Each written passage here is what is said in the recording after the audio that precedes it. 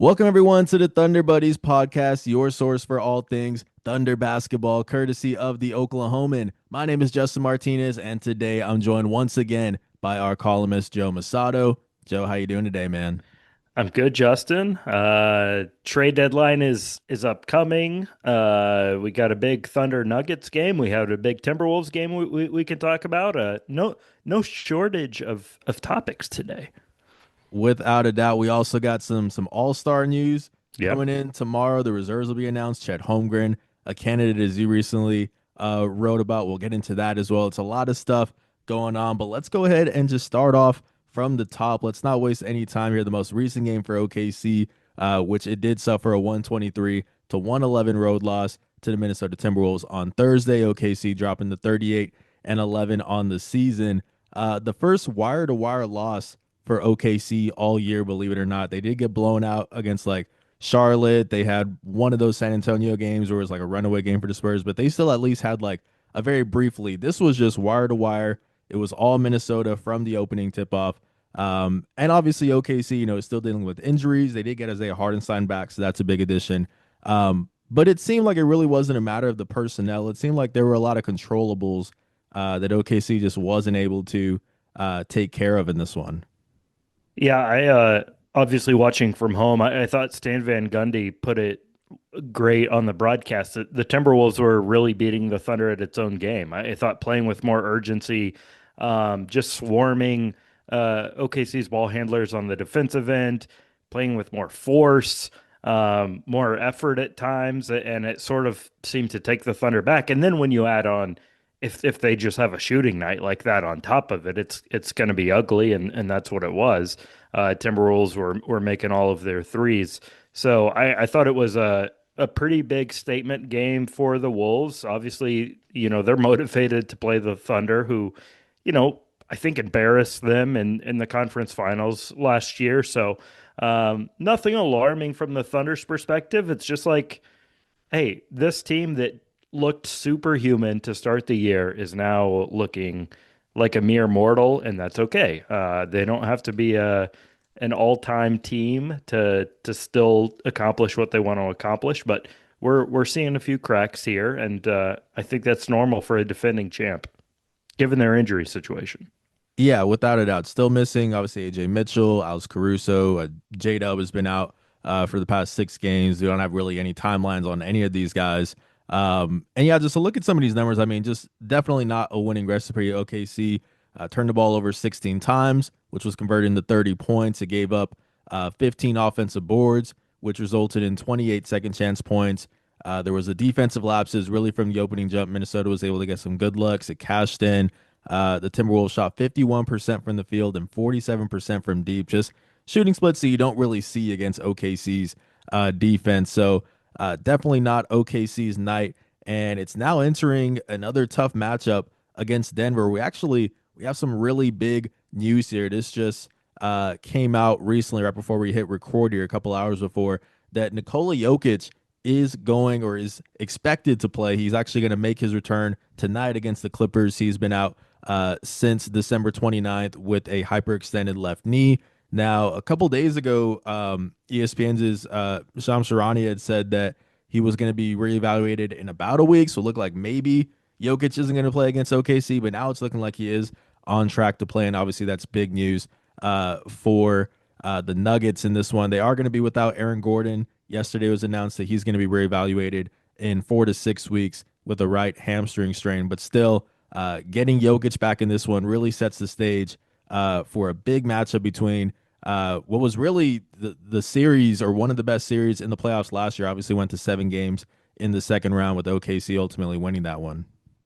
Yeah, I think there would have been a lot of intrigue on this game in the first place, even without Jokic and J-Dub, because it's February and this is a Northwest Division foe. Everyone's fired up about that, right? Northwest Division. But they still got 4 games against these guys. So now with Jokic back, and Hartenstein back, good timing for that, right? Just to have another big body down there to battle with Jokic.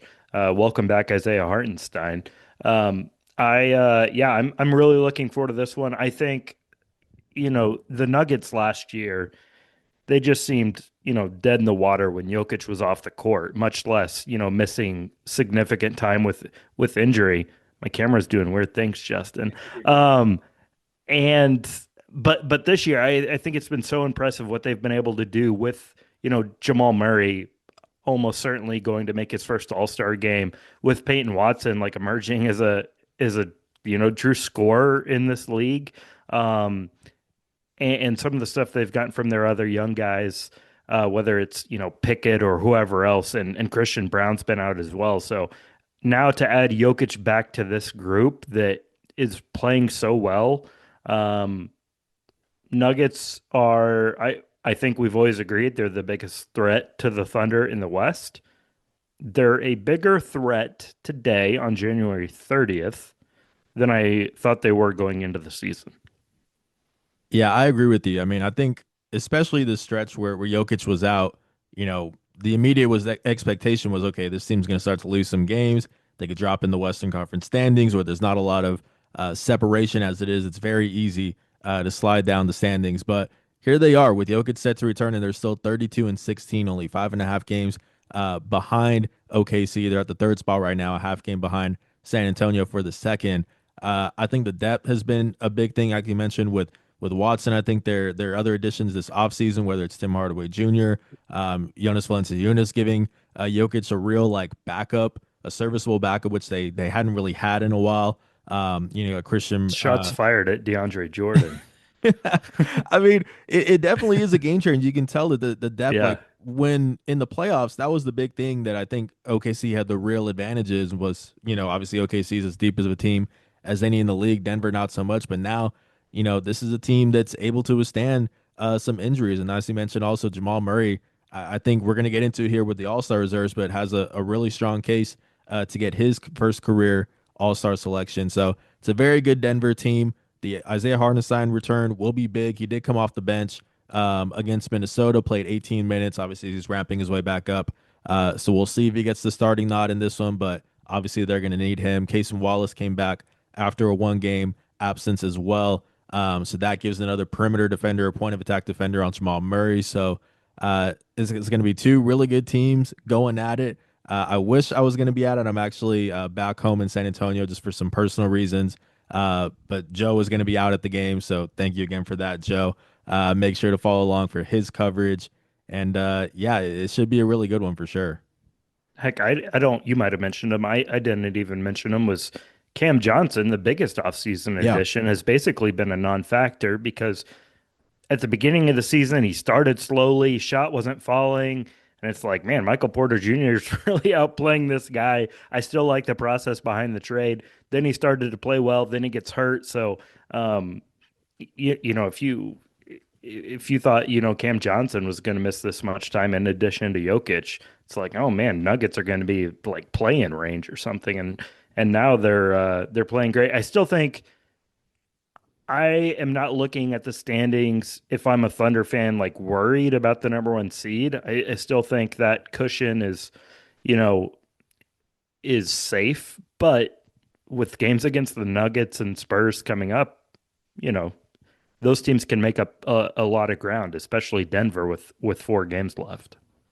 Yeah, you mentioned the upcoming games. I mean, there's a lot of other tough ones coming up. Actually, OKC's next six opponents, you've got at Denver versus Orlando, a team that is struggling, but obviously is very talented on paper. At San Antonio versus Houston, and then 2 road games against the Lakers and the Suns. Those six teams have a combined record of 174 and 107, which is a win percentage of 61.9%. So it's a really tough stretch for a team that, like we said, is not entering this with a lot of momentum after that Minnesota game, is still missing some key guys. So it is going to be a challenge. It could be, a stretch where they do lose some games and all of a sudden San Antonio and Denver's is right on its heels. So one guy who is going to have obviously an expanded role and will continue to is Chet Holmgren, who has been building his case for his first career All-Star selection. The reserves will be announced on this is going to be announced tomorrow. What time is that going to be at? It's going to be on Sunday at 5 p.m. Central Time. So let's go ahead and get into the All-Star candidacy or case for Chet Holmgren. I know you recently wrote about that, Joe. Just what kind of stands out about his resume that makes you feel like he is deserving of getting one of those reserve spots?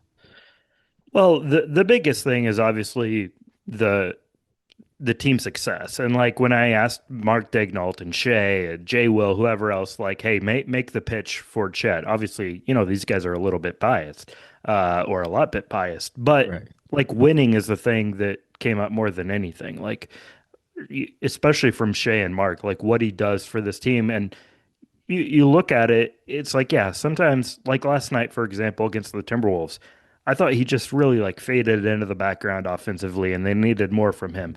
But when they're missing another All NBA player in Jalen Williams, I think he's been far and away their second best player. He's been their arguably the best rim protector in the league. I mean, I think this side of Victor Wembanyama, obviously he's favorite to win Defensive Player of the Year.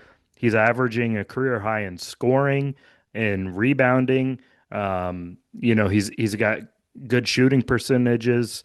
He's a legit threat from three. So adding all that together, plus the fact that I got into this whole thing of like so many people say, hey, the Thunder deserves, a second All-Star. Um, and according to history, they're probably right. I mean, there's been very few. There's basically no exceptions when the team has like around an 800 winning percentage. Royce Young has tweeted this out. They always have two All Stars, but I just looked at records going into the break. Um, only four times in the last 10 seasons has a first place team not had an All Star. So you think 4 out of 10? No, it's 4 out of 20 because we're counting East and West first place teams. The 23 Nuggets, Jokic was their only All Star. They're 41 and 18 at the break. The 2022 Heat, they were only 38 and 21 in the break. Butler was their only All Star. James Harden with the 2018 Rockets and LeBron with the 2016 Cavs. The Thunder's record going into the All Star game is going to be better than all of those teams.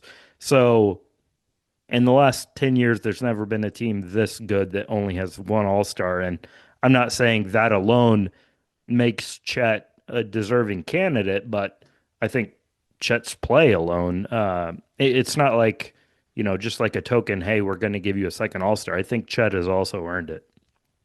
Yeah, and I think also, the starters, obviously a big portion of the votes, at 50%, right, is the fan voting. You Yeah. know, a lot of times it's going to be a quick glance at the traditional stats. And I mean, Chet's, if we're looking at the other reserve candidates, there's guys with better just traditional numbers than Chet. Like looking at Chet's averages, 17.8 points, 8.6 rebounds, 1.6 assists, two blocks, shooting 57% from the field, 37.7% from deep. Good numbers, but obviously there's going to be guys with more eye-popping stats, but the reserves are selected by head coaches, and I think all of those things that you mentioned are going to be factored in a lot more than it would be for, like, let's say, the fan voting. So I think Chet's ability to protect the rim is as good as it gets in the NBA. I mean, you mentioned just how much it stacks up against guys like Victor Wembanyama. Looking at the stats here, opponents are shooting 14.3% worse than their average from inside 6 feet when defended by Chet this season.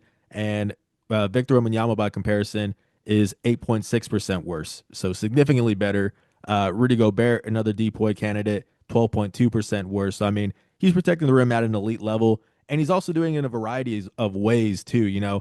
When he's at the four spot, when Isaiah Hartenstein is healthy, he's able to really thrive as like a weak side roamer. When Hart is out, you put him in at the five, and now he's a point of attack defender around the rim. He thrives there as well, getting even more blocks in the process. So I just think his versatility is what really stands out to me. Also, the team success, like you mentioned, even at the traditional stats don't really stand out too much. But let's go ahead and actually take a look at some of the other candidates and just see, you know, where exactly Chet ranks here, because obviously the five starters have been announced for the Western Conference. It's going to be Steph Curry, Shai Gilgeous-Alexander, Luka Doncic, Victor Wembanyama, and Nikola Jokic.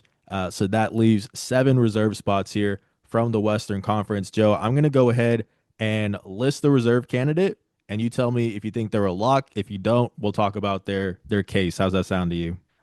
This sounds great. I just want to add one thing to what you said about his defensive versatility and like going from the four to the five based on who's available. Yeah. That's you 100% nailed it. Mark Daignault talked a lot about that. He said basically in our system, there's a huge difference in playing the four and the five defensively, whereas like there really isn't between the one and the two, between point guard and shooting guard. So yeah, that's a big piece of it. But yeah, I think he's in good hands. The coaches care about winning, so I assume he's going to get in. But I do want to play this game. All right, well, let's go ahead and play this game. Starting off with the guy who I think had a strong case to actually be a starter, Anthony Edwards. Are we in agreement here that he's going to be a lock as one of the reserves?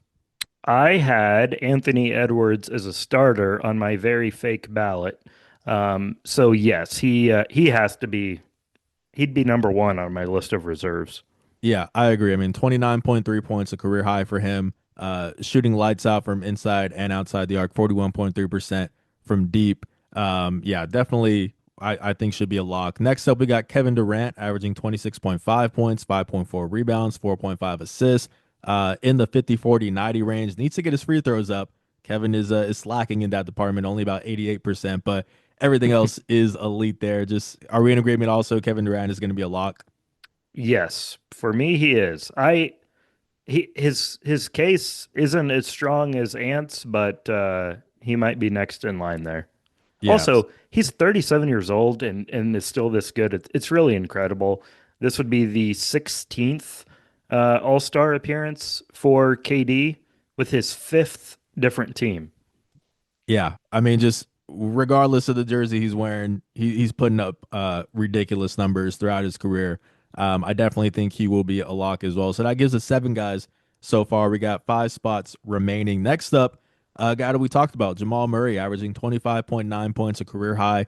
Also getting close to that 50, 40, 90 range, shooting 48.9% from the field, 44.2% from deep. I don't have the free throw percentage here, but I believe it's 88, somewhere around there. And yeah, when Jokic was out, he stepped up as a main guy. Even when Jokic is in the game, he's still able to thrive alongside him. We know that two-man game is as good as it gets in the NBA. Hasn't had an all-star selection yet in his career, but I think he's due for it this year. What do you think?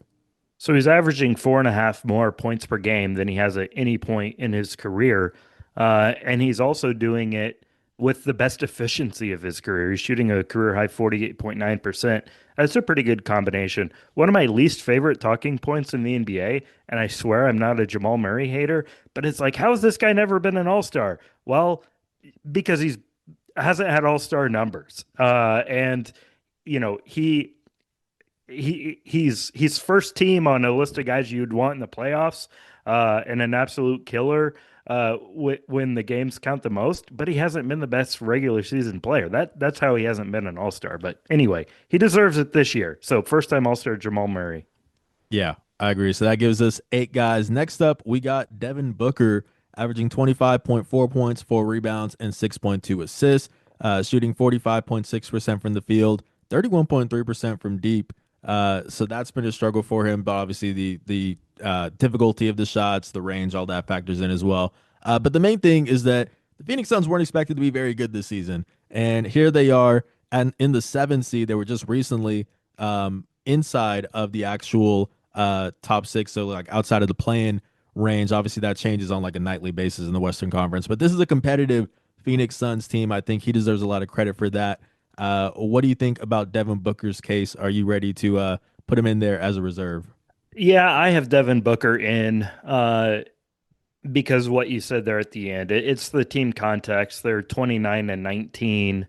Um, who would have seen that coming? And it's weird because if they were 20, if someone told you, hey, the Suns are 29 and 19, a few weeks before the All-Star break, you'd be thinking Devin Booker must be having the best season of his career. And he's really not. Like his shooting percentages are down. I think he's shooting a career worst from three, but he is the Phoenix Suns and is more responsible for their success than anybody. So for all of those reasons, I am in.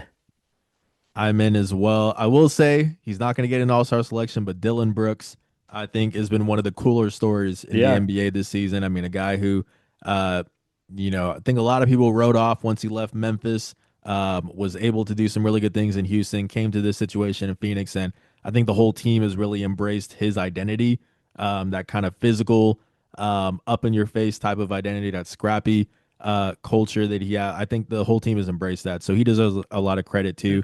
Not quite. They would be in fourth place in the East, Justin.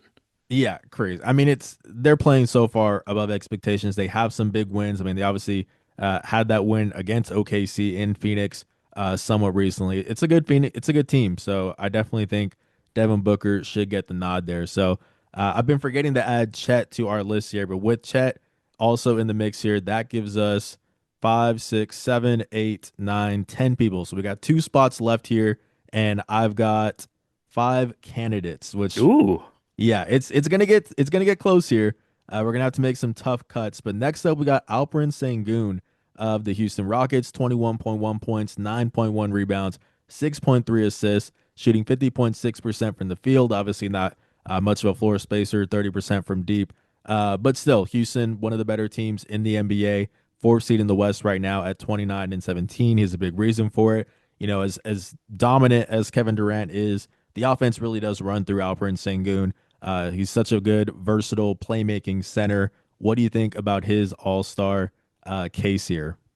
Out. Get him out. Really? He's not on my list. Uh as you were making a very compelling case, so I was like, oh gosh. But I did not have Şengün on my list. Part of it is not rewarding the Rockets with two players. Although, you know what? I've got the Nuggets obviously with two guys, Thunder two, Spurs one. I don't know. I know a lot of it does run through Şengün. I just feel like Kevin Durant is their best player, and the Rockets. They've been a very good team. But if they were 5 wins better, maybe I give Şengün the nod. I do have him in there, but he's probably like my last one to make the cut. So I think in the grand scheme of things, once we come up with our final list, it won't be too much of a difference. But I'm in agreement with you in the sense that I'm very much on the fence here. I've got some other guys here that we'll get into that maybe have a better case, but for right now, I'm cautiously putting him in, but we'll see how So the rest of this plays out. so is Chet in for you? Chet's in our account right now. Yeah, he's in for Okay. me. So all the Um, guys you've listed, you would also have yes. in. Okay. Yeah, yeah. So right Ah, f- now, First disagreement. okay. So right now we've got obviously the five starters been announced. Chet six, Edwards seven, Durant eight. Obviously in no order here at this point, but Murray nine, Booker 10, and Sangoon would be my 11th. But for you, you still have two more spots because you've got 10. This is Um, great.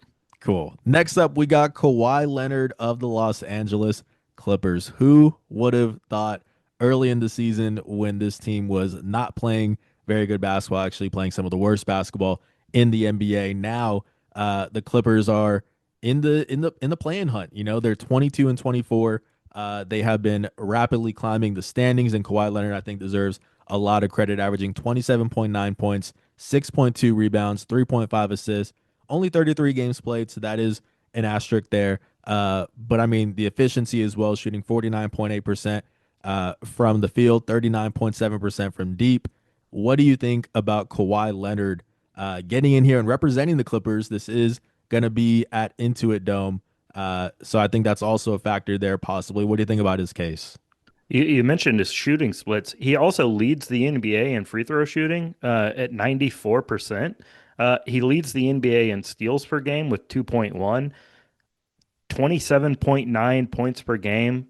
That's a career high. Kawhi has been incredible. And the biggest argument against him is the games played. And sort of another argument against him is his own teammate, James Harden, who's played in like 10 more games and has also been very good. So if you're looking to give the Clippers an all-star, I I would heavily favor Kawhi over James Harden, but I think James Harden has a case. I've got Kawhi in. I do have him in as well. I didn't have Harden as one of the candidates here. It felt weird putting two for the Clippers, Yeah. a team that's in the 10 seed. But I think it is somewhat interchangeable in the sense that, yeah, I think someone deserves to represent the Clippers there. They've been playing really good basketball. They're entering the All-Star break as one of the hottest teams in the league. They are also obviously hosting, so there's a little bit of something to that as well, having someone from that team at All-Star weekend at the All-Star game. I think Kawhi Leonard should get it just because of the two-way impact. Even if he hasn't played as many games, I think he's playing elite basketball right now. So he would actually be my 12th and final reserve or all star out of the Western Conference. But you still have one more spot left, Joe, and I've got three more guys to throw at you real quick here. I hope my guy's one of your three. Okay, let's see. Next up, we got Denny Avdia of the Portland Trailblazers, averaging 25.8 points, 7.2 rebounds, 6.8 assists, shooting 47% from the field, 36% from deep. The Portland Trailblazers, another team. Not a lot of expectations for this team. It wasn't expected to be like, complete bottom of the standings, but they're playing some good basketball. Nine seed right now at 23 and 25. Interim head coach, so some changing pieces there, and they still are finding a way to be competitive. Denny Avdia deserves a lot of credit there. What do you think about his All-Star case? Is he your final person? He is. It is Denny Avdia. Some people look at the standings. I look at drives per game. This is the race I'm really watching in the NBA Uh-huh. because Shea Gilgeous Alexander has led the NBA in drives per game 5 years running. Shea is now in the tie for second, Justin, with Jalen Brown, 18 and a half drives per game. Your leader is Denny Avdia, 19.9 drives per game. Um, why does this matter? I'm not sure it really does, but it shows you how much the ball has been in his You hands. just said that's what you're looking at, How and now you're saying it doesn't matter. it's an obscure stat, Justin, Okay, that okay. Shea has just like torched the league in. And now I find it interesting that Denny Avdia, of all people, is now leading in this category. He's been remarkable. I think there's some revisionist history too of like, oh man, the Wizards are so stupid. Like, why'd they move off of him? And it's like, yeah, he was a good player. He's an NBA rotational guy, but I don't think anyone saw this coming. So shout out to Denny Avdia, but also shout out to the Blazers for his development because he's truly turned into a star. Also turned into probably maybe not including rookie contracts, like probably the best contract in the NBA. Like I don't have the Yeah. exact number here, but it's like single digits in terms of millions what he's making this season. And I think for like the year after that as well. I don't have it on me here, but crazy good value for a guy who has a very strong all-star case. You have him as your 12th guy. I give a slight edge to Alperen Sengun. I think Houston being a top four seed, I would rather give them a second guy than give a team that's the 9 seed in the West one guy. So I'm gonna give it to Sengun, but I'm totally not mad at Denny Avdi. He was my first guy to miss the cut. Uh, do you have the contract there? I see you were pulling it up. Oh no, sorry. I'm Okay, doing all sorts of okay, things. you're good. But the I'm last just two, still looking at the drives per game leaderboard. sure. Josh Giddey's in fifth, by the way. There you go. So the two guys also that we have here, and these I don't think there's much of a discussion that needs to be had for it. LeBron James, just purely out of respect, I threw out here. Maybe some head coaches are going to view it that way. I don't really think so. I think they're actually going to be looking at the impact, the team success, all this sort of stuff. The games played, which LeBron hasn't played a bunch of, 29 games this season. Um, if he does get in, it's purely for the case of, continuing that streak for him. But personally, I do not have him in, even though he's still putting up good numbers, 22 points, 5.9 rebounds, 6.7 assists. Just not quite the all-star level, I don't think. I love LeBron James. He's my goat. But yeah, I mean, he can't take up a spot here. If Adam Silver wants to give him an honorary selection, so be it. But LeBron should not be voted in. Now, I will say there is the new format now where they're going to have 16 U.S. players and 8 international players. So we're obviously not doing both conferences here, but there is a scenario where they need one more American player. Maybe LeBron can get in that way. I'm not too sure. So it isn't just a matter of making this final 12-man list here. There is a chance he could also get in that way. There's obviously reserves as well.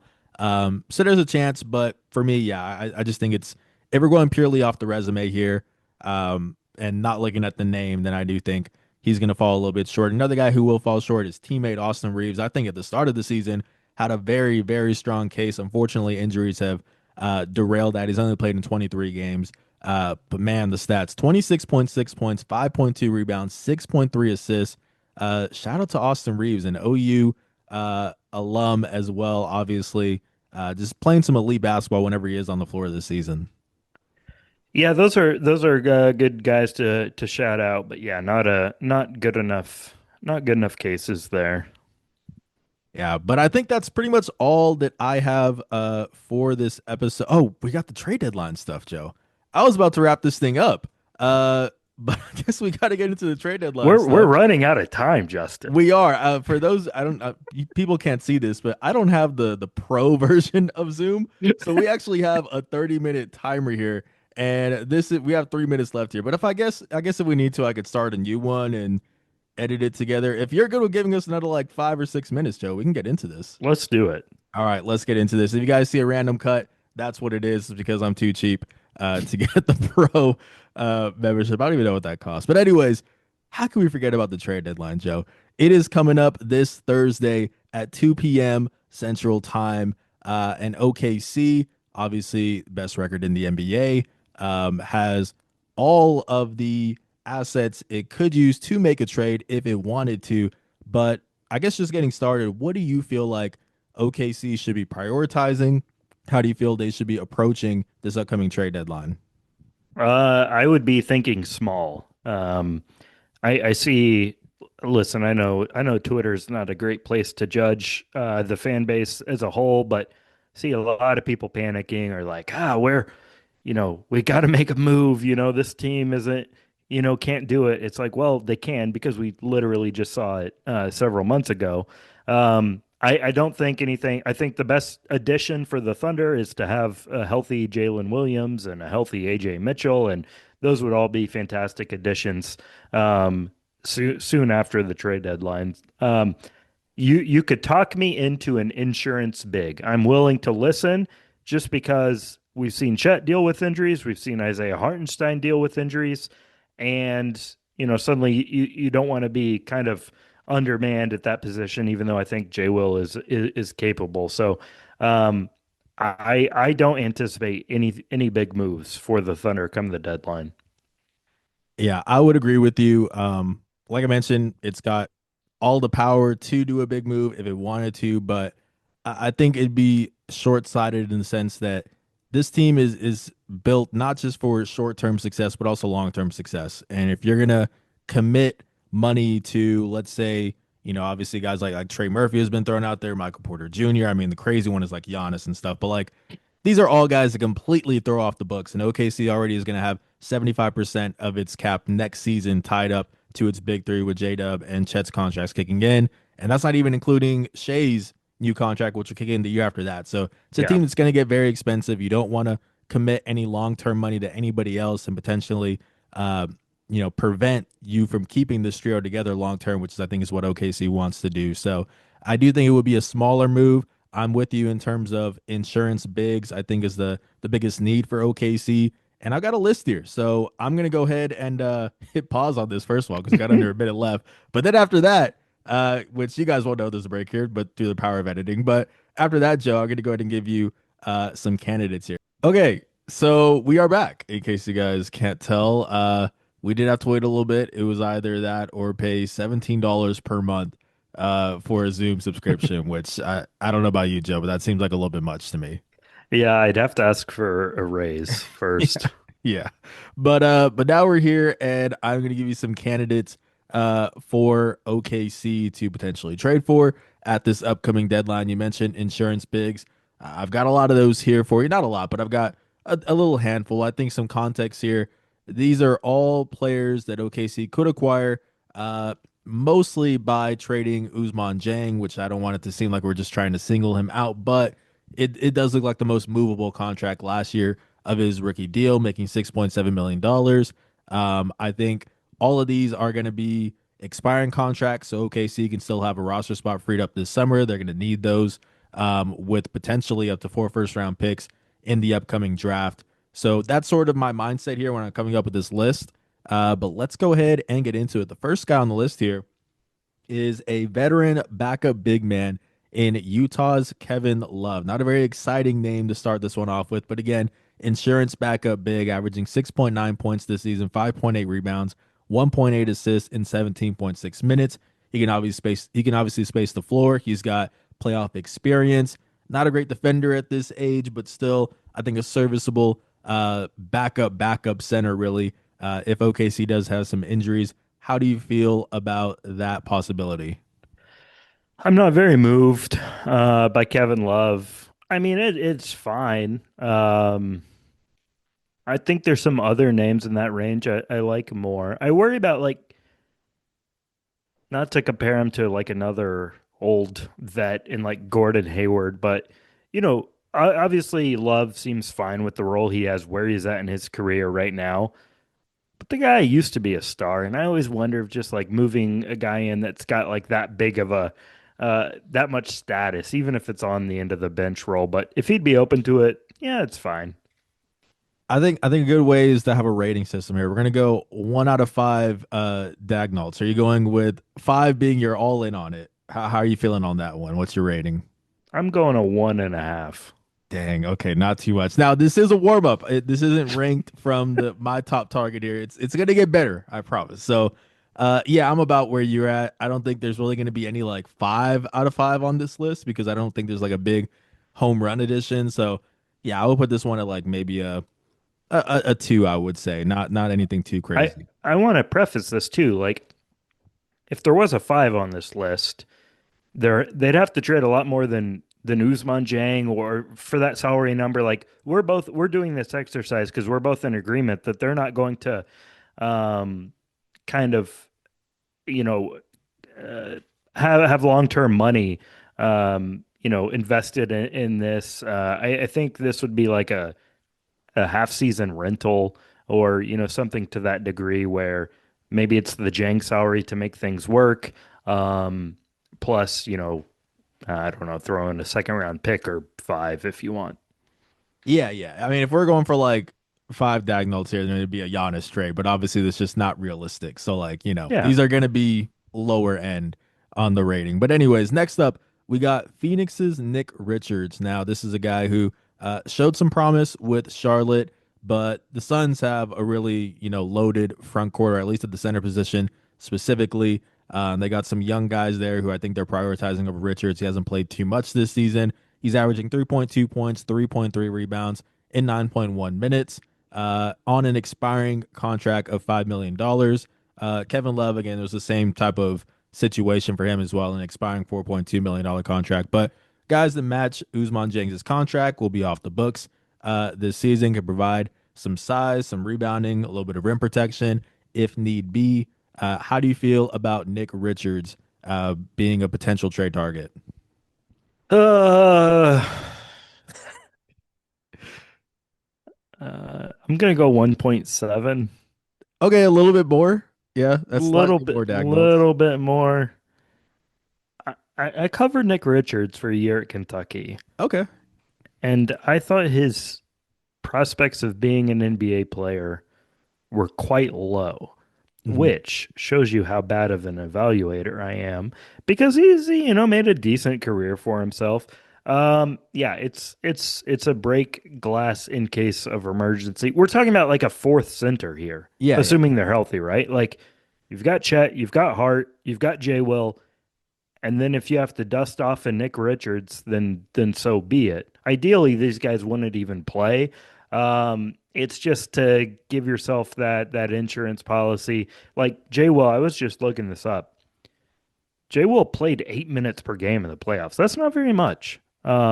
He was huge in that Denver series, just as a big body against Jokic. But yeah, these aren't guys. Unless I'm misunderstanding here, you're not like thinking you're going to have to rely on them. 100%. Yeah. I mean, there would be some like there's the middle tier guys. Like obviously, we're using it as an exaggeration, but like the Giannis's, the Trey Murphys, the Michael Porter Juniors, those are like the home run swings, guys who would really change the Hmm. dynamic of this team. There's the middle tier, like Malik Monk is a name that a lot of Thunder fans have been throwing out there. Io DeSumo has been another one. Like those are guys who I think OKC could trade for. And if they wanted to find room in their rotation, like those are guys who could play. Yeah. But I'm pretty much basing this off of an even lower tier in the sense that these are guys who, for lack of better words, ideally they wouldn't play, but if they had to, it's a serviceable backup type of thing. You know what I mean? Yeah. Like that's kind of the range that I'm in here. I don't really have too many of the middle tier guys. I do have like one here, possibly we'll get into that, but yeah, that's kind of what we're looking at here. It's going to be low on the rating by design, essentially. There's one I would consider him middle tier Okay. name that I think would work, hmm that I really like. So I'm going to see if he's on the list, but go ahead. Okay, next up, we got Brooklyn's Dayron Sharp averaging 7.8 points, 6.3 rebounds, and 2.3 steals in 18.2 minutes. Rebounding machine, an energy guy. Not playoff experience, doesn't have any of that, but still a serviceable guy who has shown that he can capitalize on some minutes on an expiring, or not an expiring deal. He has a $6.3 million team option next season, which basically makes it expiring if OKC doesn't want to pick that up. But how do you feel about Sharp potentially joining this team? This is a five because this was my guy. Oh, there you go. I Yeah. considered him mid tier. I think he's a Yeah. step above like the Love Richards crowd.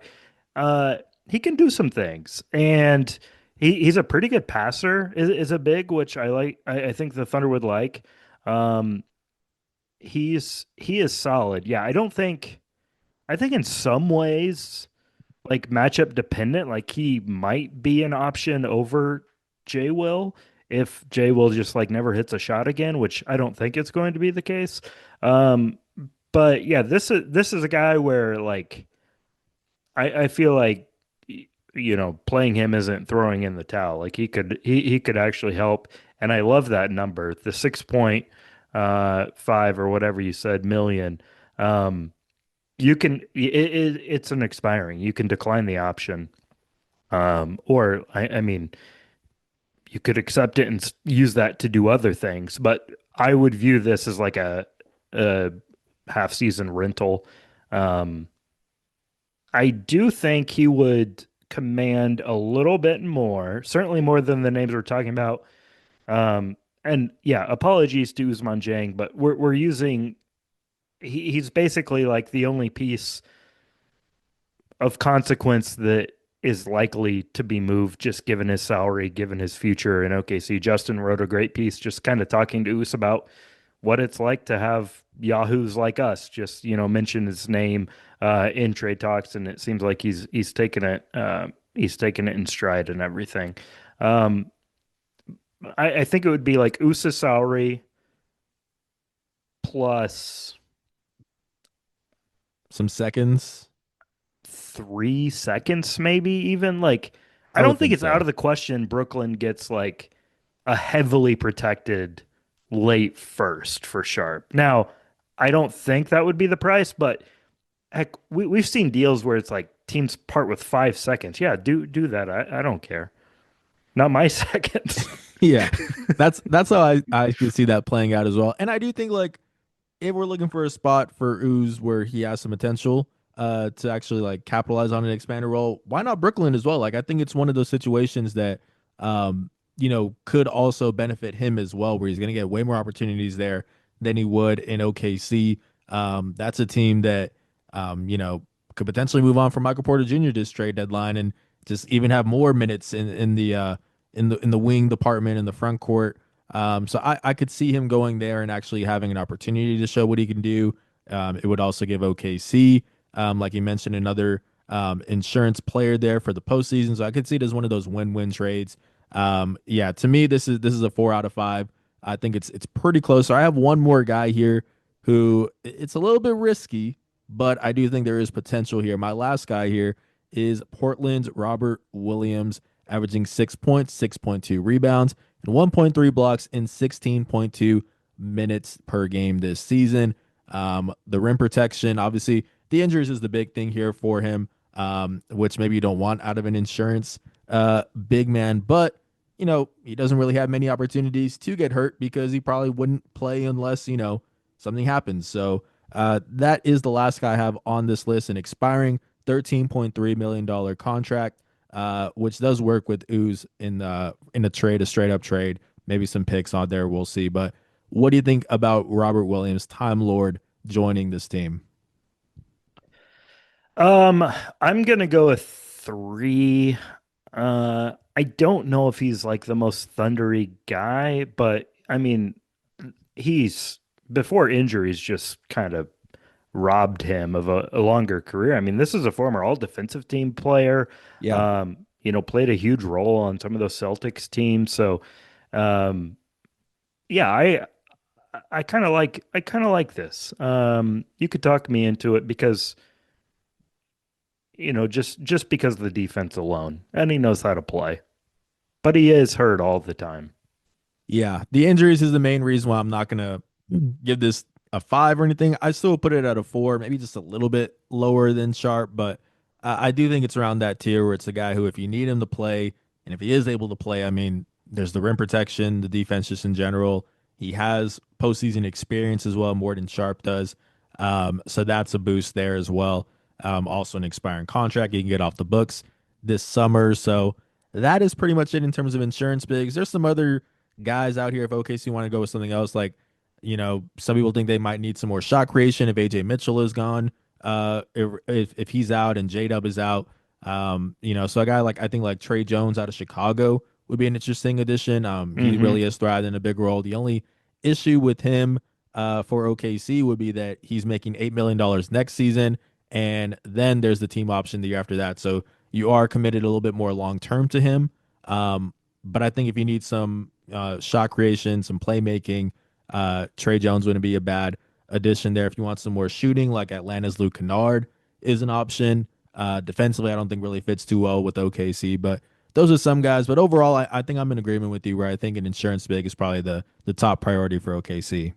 Yeah, and in the Trey Jones vein, like Jose Alvarado is the guy I mentioned at last season's deadline. I assume he's going to get dealt.